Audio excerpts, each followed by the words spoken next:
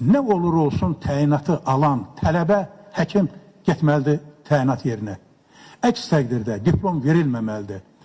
Mən vətən, oğlum, qızım, səni 7 il oxutdum. Ay oğlum, sən məni qoyub hara gedirsən? Sən mənim borcumu ödəməmiş hara gedirsən?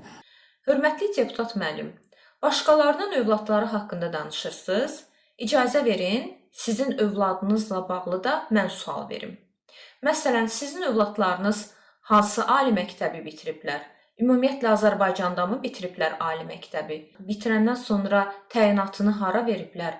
Ucadağ başına mı veriblər? Yoxsa 300-500 manat əmək haqqı olan iş yerlərində mi çalışırlar?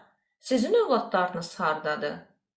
Sizin oğlunuz, qızınız harda çalışır? Soruşmaq ayıb olmasın. Əgər siz o kürsüdən bu xalqın övladlarına səslənirsinizsə, o zaman bu xalqın nümayəndəsi olaraq biz də sizin övladlarınıza səslənək. Bu deputat müəllimin övladları harda çalışırsınız? Nə qədər maaş alırsınız?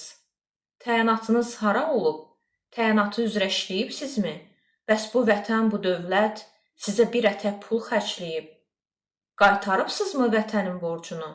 Bəs öz övladlarınız bu vətənin haqqını ödəyiblərmi? Məsələn, 2-ci Qarabağ müharibəsində oğlunuz varsa bu müharibədə iştirak etdimi?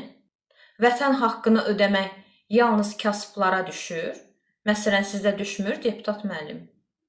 Sizin övladınızın üzərində bu vətənin, bu dövlətin haqqı yoxdur. Bir deputat olaraq sizin də üzərinizdə vətəndaşların haqqı var. Bəs siz vətəndaşların haqqını ödəyirsizmi? Hansı haqlarını ödəyirsiniz? Çox maraqlıdır. Məsələn, bu qədər evləri su bastı. Bircə vətəndaşın gedib qapısını döydünüzmü? Bircə vətəndaşla maraqlandınızmı? Bəzən biz şikayət edirik ki, niyə deputatlar Milli Məclisdə çıxış etmirlər? Vallahi belə çıxış etməkdənsə, elə danışmasaz məsləhətdir.